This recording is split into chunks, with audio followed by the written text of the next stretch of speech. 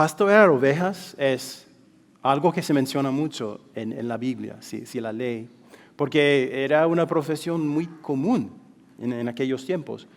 Y yo quería saber si todavía hay pastores que trabajan de la manera tradicional, como trabajaban en los días de Jesús. Y la verdad es que sí, hay. Busqué un artículo en la internet que decía que en el oeste de Estados Unidos hay alrededor de 1,500 pastores que trabajan como este hombre que ven en la foto, de la manera tradicional. Y la mayoría de estos pastores son de las regiones andinas de Sudamérica.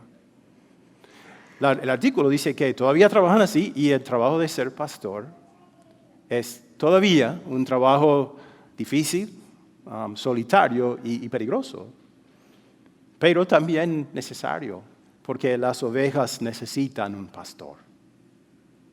Y uno puede entender por qué muchas veces en la Biblia el Señor mismo se describe a sí mismo como un pastor y a su pueblo como ovejas. Escuchamos a Jesús decir esto en la lectura para hoy: yo soy el buen pastor. El buen pastor da su vida por las ovejas. Él puede decir, yo soy el buen pastor, el pastor principal, precisamente porque dio su vida por las ovejas, por cada ser humano. Y más tarde dijo esto: yo soy el buen pastor, conozco a mis ovejas y ellas me conocen a mí.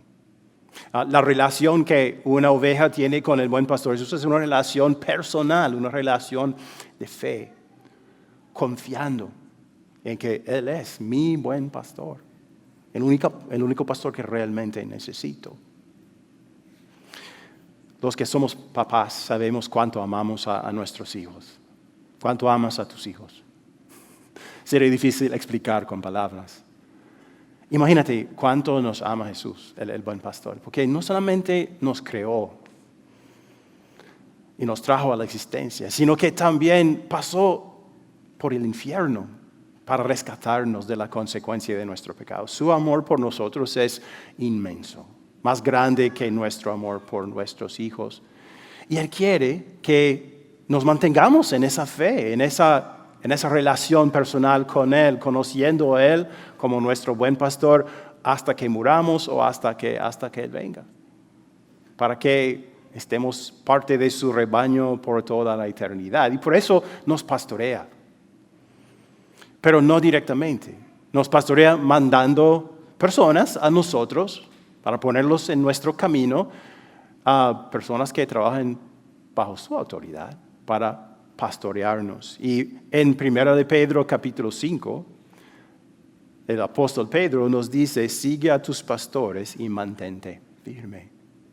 Tu pastor, tu buen pastor y tus otros pastores quieren que te mantengas firme en la fe, no en ellos, sino en Él. Pedro empieza diciendo: a los ancianos que están entre ustedes, yo que soy anciano como ellos, testigo de los sufrimientos de Cristo y participé con ellos de la gloria que se ha de revelar. En la iglesia primitiva, cada congregación tenía un anciano o más de un anciano que eran como pastores, hacían lo que los pastores básicamente hacen hoy, pastoreaban los miembros de la congregación. Y lo más importante no era ser de mayor edad, porque esa palabra anciano quiere decir de mayor edad, pero aún más importante era tener una fe madura, sabiduría espiritual con la que podía guiar a los miembros de la congregación. Y podemos ver la humildad de Pedro en estas palabras, porque él dice: soy anciano como ellos. Pedro, que fue escogido directamente por Jesús para ser apóstol, para ser testigo ocular de su vida, sufrimiento, muerte y resurrección, él dice: soy anciano como ellos. Vemos su humildad. Nos dice indirectamente aquí que ser pastor en la iglesia de Cristo no es un asunto de autoridad o de poder o prestigio, sino de servicio, de servir al buen pastor bajo su autoridad y servir a sus ovejas. El trabajo de Pedro no era tan diferente del trabajo de cualquier otro anciano o pastor, porque él quería que las personas conocieran a Jesús y permanecieran con Él para siempre. Era su meta. Él dice, les ruego esto, está hablando a los pastores o ancianos de estos grupos de creyentes. Cuiden como pastores el rebaño de Dios que está a su cargo, no por obligación ni por ambición de dinero, sino con afán de servir como Dios quiere. No sean tiranos con los que están a su cuidado, sino sean ejemplos para el rebaño. Así, cuando aparezca el pastor supremo, ustedes recibirán la inmarcesible corona de gloria. ¿Cuáles son las características de un pastor cristiano? Pedro no nos da todas. Podemos encontrar más en otros libros del Nuevo Testamento. Pero él dice varias cosas. Primero, un pastor o un anciano reconoce que el rebaño no pertenece a él. ¿A quién pertenece? Al buen pastor. Sí. Entonces, ningún ser humano, ningún hombre tiene el derecho de declararse pastor de un rebaño de las ovejas del Señor. Tiene que ser llamado por el Señor, designado para hacer eso. ¿Cómo sucede? En el caso de Pedro sucedió directamente porque Jesús mismo designó a Pedro, uno de los 12 apóstoles, anciano de la iglesia, para tener influencia grande sobre toda la iglesia, ¿verdad?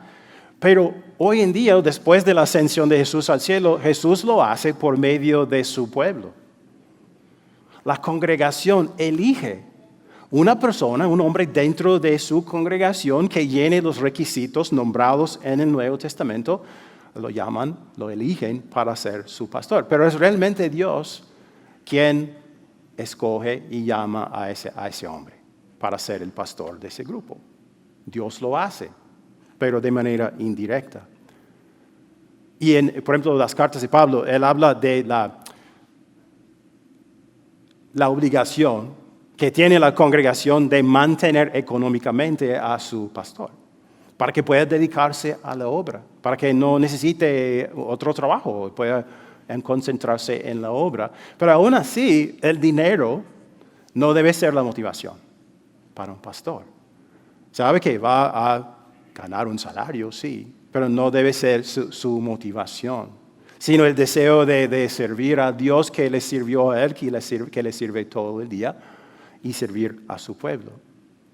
Para un pastor, la actitud correcta sería decir, por gracia, sin ningún mérito mío, voy a recibir una corona de gloria, una corona ganada por Jesús, por mí. Eso es suficiente. Pero si puedo ver a otros recibir esa corona de gloria por medio de mis esfuerzos, wow, eso será añadidura. No necesito nada más que el gozo de participar en eso. Es mi motivación. Obviamente, entre el buen pastor y cualquier oveja suya hay una relación personal. Pero ¿cuál es la relación? ¿Cómo debe el miembro de una congregación cristiana ver su relación con su pastor? Un miembro podría mirar a su pastor y decir, él es un hombre como yo, un ser humano como yo, falible, pecador, débil, tiene defectos. ¿Cómo voy a permitir que él me guíe? Todo eso es correcto. Los pastores somos seres humanos como los miembros. Y como siempre digo, nosotros los pastores no estamos en un plano espiritual más alto que sus ovejas. No estamos más cerca a Dios. Nuestras oraciones no llegan más fácilmente al trono de Dios que las oraciones de las ovejas. ¿Cuál es la cosa que nos diferencia? ¿Cuál es la diferencia entre yo como pastor y ustedes? Bueno, mi conocimiento de la palabra, mi educación teológica que he recibido y mi llamamiento, porque ustedes me han llamado a ser su representante público, su pastor. Pero no tiene nada que ver con superioridad o inferioridad. Él dice entonces, asimismo, jóvenes, sométanse a los ancianos, revístanse todos de humildad en su trato mutuo, Porque Dios se opone a los orgullosos, pero da gracia a los humildes. Humíllense pues bajo la poderosa mano de Dios para que Él los exalte a su debido tiempo. Aquí Pedro puede estar hablando a los líderes que eran jóvenes o simplemente a los jóvenes en general de estas congregaciones. Pero lo que dice se aplica a todos, a cualquier oveja de Jesús, porque dice, Dios se opone a los orgullosos, pero da gracia a los humildes. Él dice, a todas las ovejas, sométanse a la autoridad de los pastores que el buen pastor ha puesto sobre ustedes. Sométanse a su autoridad. Pero la pregunta es, ¿qué significa eso? ¿Qué autoridad tiene un pastor sobre sus ovejas? Dios le asigna la autoridad de predicar y enseñar la palabra de Dios y administrar los sacramentos. En mi caso, no tengo autoridad sobre el color del que pintes tu casa. No tengo autoridad sobre la marca de carro que compres o sobre el equipo de fútbol que prefieras. No tengo autoridad sobre eso. Pero si yo te predico la verdad de la Biblia, te enseño la verdad de la Biblia y la ignoras, te rebelas contra mí como tu pastor, pero principalmente contra el buen pastor. Y si haces eso, tengo la autoridad de decírtelo, de llamarte al arrepentimiento. Pero en el reino de Dios no hay doble criterio. El pastor debe someterse también humildemente a la autoridad de Dios, a la autoridad de la palabra. Y si yo como pastor peco en mi trabajo de pastor, debo humillarme y arrepentirme de mis pecados. Porque primero y sobre todo, no soy un pastor, soy una oveja que dependo por completo de mi pastor, mi buen pastor Jesús, tal como tú. El trabajo de pastorear no es siempre fácil. A veces el pecado propio del pastor le estorba, aunque no lo creas, es cierto. Es difícil porque a veces, a pesar de los mayores esfuerzos del pastor, las ovejas no escuchan o se aferran tenazmente a sus pecados. No quieren escuchar sus amonestaciones. A veces los resultados son pocos o no son visibles. Y Jesús es invisible, pero algún día va a volver visiblemente, todo ojo lo verá. ¿Y qué es? ¿Cuál es su voluntad? Su voluntad es que cada oveja permanezca en la fe hasta que Él venga. Entonces, lo que los pastores hacemos es esencial.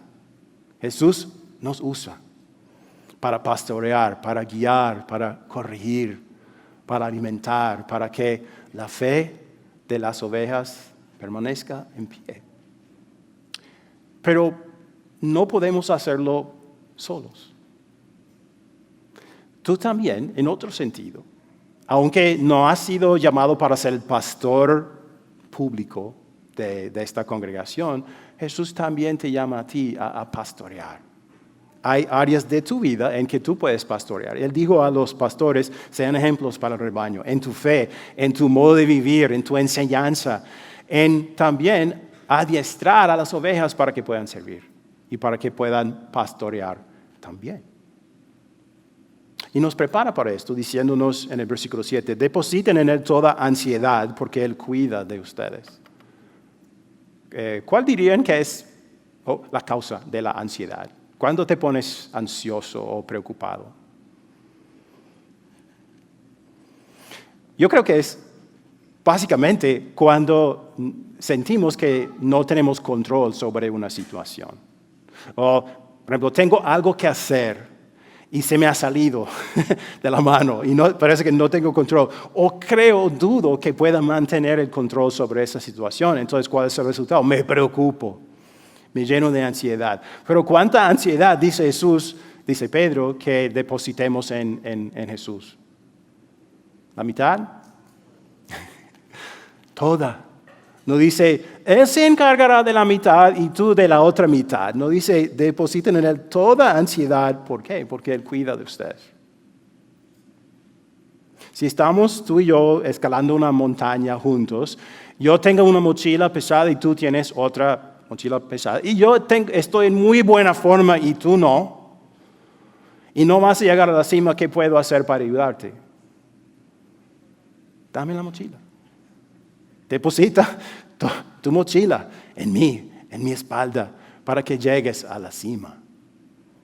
Y eso es lo que hace Jesús por nosotros.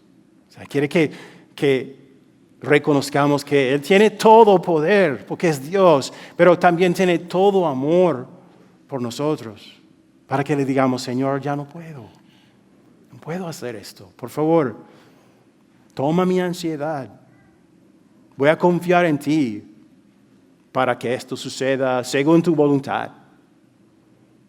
Confío en que tienes tanto el poder como la disponibilidad de ayudarme con esto.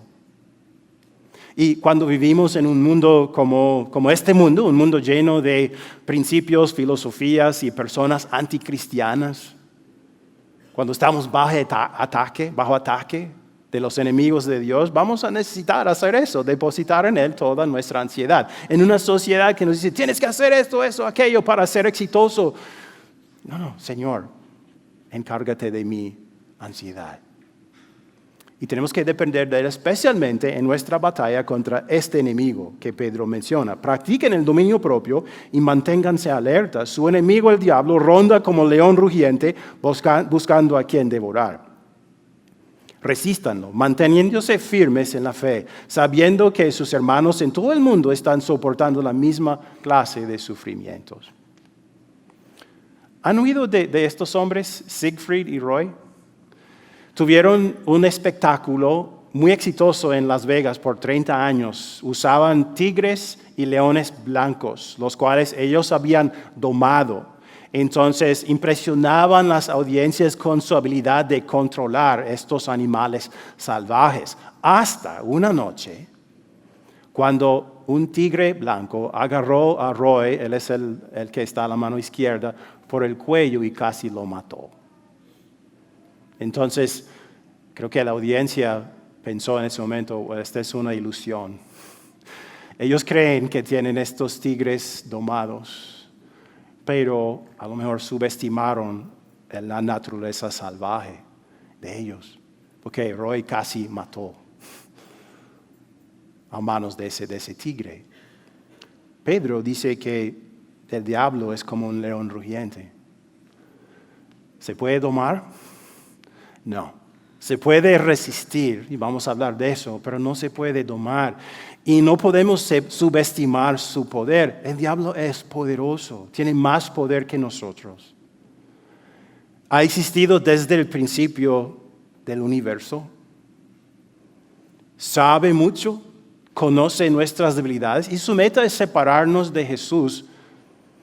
Y lo hace muchas veces separándonos de nuestra congregación. Tal como cuando separas una brasa de un fuego, ¿qué le pasa? Poco a poco se va apagándose, ¿verdad? Y eso es lo que pasa cuando el diablo nos separa de nuestra comunidad de fe, de nuestros hermanos y hermanas en Cristo. Como un león, él separa a la persona para que sea vulnerable al ataque, para que no hay nadie más que lo ayude, lo ataca y lo puede matar su fe. Él es el enemigo de Dios, tu enemigo también, y es un león rugiente buscando a quien devorar. ¿Has caído en algunas de sus trampas? Todos nosotros lo hemos hecho. Pero el diablo se puede resistir. Pablo dice, resístanlo. ¿Y cuál es la cosa? Que al que él no puede resistirse es la palabra de Dios. Porque no puede tratar de contradecir su verdad o borrar su verdad, pero no puede. Porque es la verdad de Dios que siempre permanecerá en pie. Pero el problema no está con la palabra, sino con las ovejas. Porque a veces decimos, no necesito la palabra. Puedo volar solo. No necesito la iglesia, no necesito mis hermanos en la fe, la palabra de Dios que me pueden predicar o enseñar, con la que me pueden amonestar si me aparto de Jesús. Estoy bien solo. A veces dejamos o escuchamos la palabra, pero no dejamos que conquisten nuestros pecados preferidos. El problema está con nosotros, no con la herramienta que Dios nos da, es que no la necesitamos. O no creemos que no la necesitamos. Isaías dijo, todos andábamos perdidos como ovejas, cada uno seguía su propio camino, pero el Señor hizo recaer sobre él la iniquidad de todos nosotros. Las ovejas necesitan un pastor, porque nos descarriamos, a veces nos perdimos en el placer del pecado pensando que nos dará placer para siempre, pero no. Necesitamos un pastor que nos agarre y nos traiga de nuevo al rebaño. ¿Has llegado al punto de temer que no tengas la fuerza de continuar con Jesús? Hay muchos cristianos hoy en día, y he leído artículos sobre eso, que están abandonando la fe diciendo, ya no puedo vivir como un cristiano. O sea, hay demasiada presión del mundo que vivir como dice Jesús, no puedo. Que me ridiculizan, hablan mal de mí, me rechazan, me cancelan, no puedo. O puede ser que la atracción del pecado es demasiado fuerte, maravillosa. Yo no puedo resistir la atracción de este cierto pecado. Me tiene domado, me tiene conquistado. No puedo continuar con Jesús. Si tú te sientes así, tengo buenas noticias. Porque Jesús continuará contigo. Él continuará. Él dijo en Mateo 18, yo estoy dispuesto a dejar las 99 en el campo para buscar a la perdida. ¿Y cuál es la perdida? La que dice, yo puedo vivir independientemente de Jesús. La que dice, yo prefiero el pecado. La que dice, no necesito la palabra de Dios. Te busca a ti, te busca a mí. Jesús es el buen pastor de todos, pero también de uno, de ti. Si hubiera sido el único pecador en el universo, Él habría hecho todo por ti. Habría sufrido y muerto por ti. Y solamente por ti. Tanto te ama. Él es tu buen pastor, que te salvó, que te perdonará, que te buscará. Y no importa cuán lejos te hayas desviado de Él. Tan grande es su amor por ti. Y Pedro dice en el versículo 10, y después de que ustedes hayan sufrido un poco de tiempo, Dios mismo, el Dios de toda gracia que los llamó a su gloria eterna en Cristo, los restaurará y los hará fuertes, firmes y estables. A Él sea el poder por los siglos de los siglos. Amén. Hay un programa en Netflix que me gusta. Se llama The Repair Shop, el taller de reparaciones, porque a mí me gusta reparar cosas, me gusta. Y es un programa de Gran Bretaña y hay un taller de artesanos que restauran antigüedades. Entonces la gente de Gran Bretaña les llevan antigüedades, a veces muy sucias, en muy malas condiciones, rotas, faltando piezas. Y ellos en realidad hacen milagros. Restauran estas antigüedades con las habilidades que tienen. Las transformaciones son realmente increíbles. Pero la transformación que Dios hace, que el buen pastor hace en nosotros es aún más increíble. Toma, por ejemplo, este hombre. El autor de esta carta, Pedro. Una oveja descarriada que negó a su Señor 3 veces cuando estaba siendo juzgado injustamente por nuestros pecados. ¿Y qué hizo?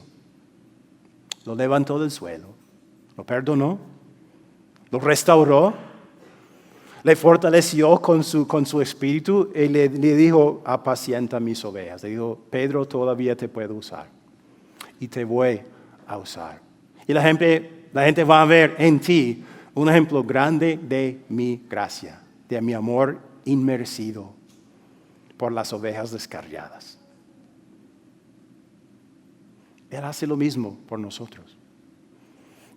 En cierto sentido, Él nos dice a cada cristiano, apacienta mis ovejas, mira a tu alrededor para ver si hay un rebaño. ¿Qué significa eso para ti? ¿Tienes una familia? Muchos de ustedes tienen una familia. ¿Será un rebaño? Sí.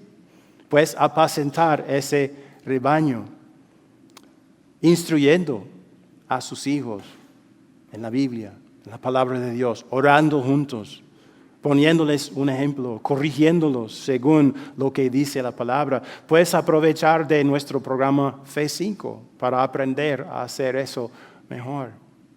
Aquí en nuestra congregación, los pastores, Pastor Ben, el Pastor Caleb, yo, Becky, la diaconisa, la que viene en unos meses, voy a hablar más sobre eso. No podemos hacerlo nosotros todos, no podemos hacer todo. Necesitamos ayuda. ¿Y qué significa eso para ti?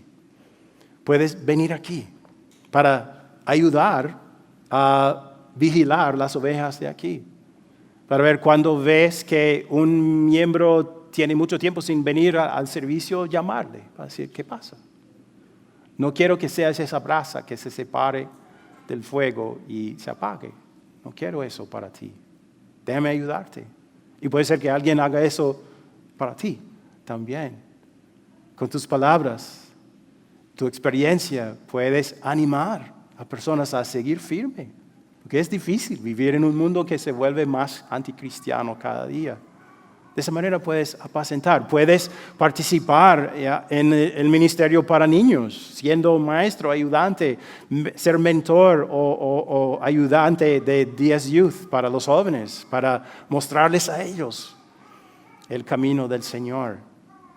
Puede ser que algún día des estudios bíblicos, o seas líder de un grupo pequeño, facilitar estudios bíblicos. Hay oportunidades para apacentar en nuestros hogares y también aquí. Aunque no eres el pastor llamado de la congregación, todavía puedes ayudar. Dios te usará. Los últimos versículos de la carta. Con la ayuda de Silvano, a quien considero un hermano fiel, les he escrito brevemente para animarlos y confirmarles que esta es la verdadera gracia de Dios. Manténganse firmes en ella. Silvano probablemente sirvió de escriba para Pablo, anotando sus palabras. Saludos de parte de la comunidad que está en Babilonia, escogida como ustedes, y también de mi hijo Marcos. Salúdense los unos a los otros con un beso de amor fraternal. Paz a todos ustedes que están en Cristo. Babilonia fue el viejo enemigo de Israel, el enemigo que los exilió por 70 años, pero el Señor venció a Babilonia y llevó de nuevo a Israel a su tierra. Pedro no está hablando o escribiendo de Babilonia, sino del nuevo enemigo del pueblo de Dios, Roma. El gobierno de Roma había ejecutado a Jesús e iba a perseguir fuertemente a los cristianos. Pero Pedro escribe sabiendo que hasta ese enemigo, Cristo lo iba a vencer. Y el mensaje de esta carta ha sido, sí, en este mundo hay enemigos.